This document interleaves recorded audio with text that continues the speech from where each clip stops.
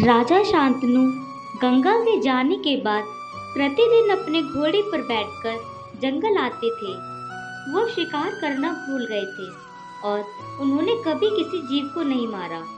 अब वो जंगल से होते हुए नदी तक आते और घंटों तक नदी के किनारे बैठकर गंगा की यादों में खोए रहते थे। शांतनु ने उस दिन के बाद कभी गंगा को नहीं देखा, लेकिन उससे मिलने की आस में हमेशा उस तट पर आते थे। उन्हें सब कुछ शांतिपूर्ण लगता था। शांतनु को इस तरह गंगा को देखे 16 वर्ष हो गए थे और अभी तक वो अपने पहले प्यार को भूल नहीं पा रहे थे। एक दिन शांतनु को दूत ने आकर सूचना दी कि किसी योद्धा ने हस्तिनापुर के निकट गंगा का प्रवाह रोकने का प्रयास किया है।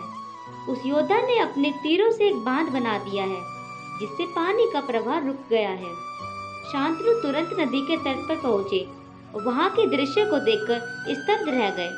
उन्होंने देखा कि एक नौजवान गंगा नदी तट पर अपनी तीरंदाजी कौशल का अभ्यास कर रहा था, लेकिन उसने किसी इंसान को नुकसान नहीं पहुंचाया था।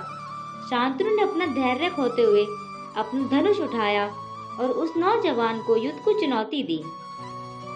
तभी उसी वक्त गंगा में पानी के एक भंवर आया और इंसानी रूप में गंगा शांतनु के सामने आ गई और कहा, महाराज, जिस नौजवान को आप अपने शत्रु के रूप में चुनौती दी है, वो आपका पुत्र है, जिसे 16 वर्ष पहले मैं स्वर्ग लेकर गई थी। वो केवल परशुराम द्वारा सिखाए गए तीरंदाजी कला का अभ्यास कर रहा था और उसका नाम देवव्रत है। शांतनु ने खुशी से रोते हुए कहा, मेरा पुत्र 16 वर्ष बाद अपने पुत्र से दूर रहकर आज मैं अपने पुत्र को देख रहा हूँ। कितना शुभ दिन है। अब गंगा ने शांतनु को कहा, हाँ महाराज, ये वही पुत्र है जिसके लिए आपने अपने वचन तोड़ा। आज मैं इसे लौटाकर अपने कर्तव्य से मुक्त होना चाहती हूँ। अब इस जम्बू द्वीप पर देवव्रत से ज्यादा शक्तिशाली और कुशल योद्धा और कोई नहीं होगा।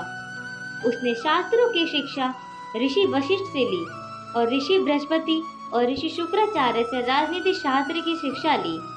ऋषि मार्कंडेय उनके आध्यात्मिक गुरु हैं।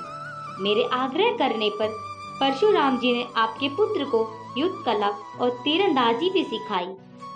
मैं अब अपने इस पुत्र को आपको सौंपती हूँ।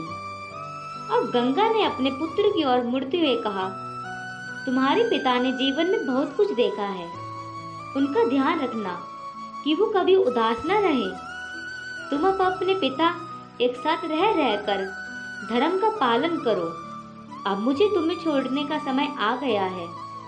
जब भी तुम्हें मुझसे मिलने की इच्छा हो, नदी के तट पर आकर मुझे पुकार लेना और तुम्हारी माँ सदैव तुम्हारे पथ प्रदर्शन के लिए तैयार रहेगी। इस तरह गंगा ने ये कहते हुए गंगा वापस पानी में अदृश्य हो गई।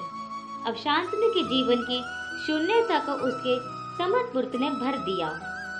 हालांकि उनका प्यार उनके साथ नहीं है, लेकिन उनके प्यार की निशानी को हस्तिनापुर के सिंहासन के लिए छोड़ दिया। अब पुत्र पिता साथ रिश्तेदारी, राजनीति, रणनीति, वेद और पूर्वजों और महान राजाओं योद्धाओं के इतिहास पर विचार विमर्श करने लगे। कम उम्र में ही युवा राजकुमार ने हस्तिनापुर के लोगों के बीच प्रसिद्धि पा ली थी।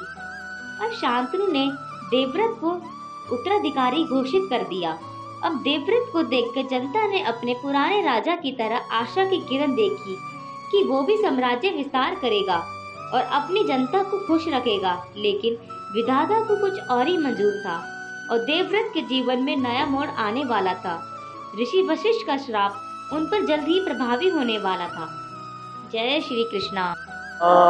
महाभारत कथा, महाभारत कथा, कथा है पुरुषार्थ की, ये स्वार्थ की, परमार्थ की, सारथी जिसके बने श्री कृष्ण भारत पाठ की, शब्द दिग्घोषित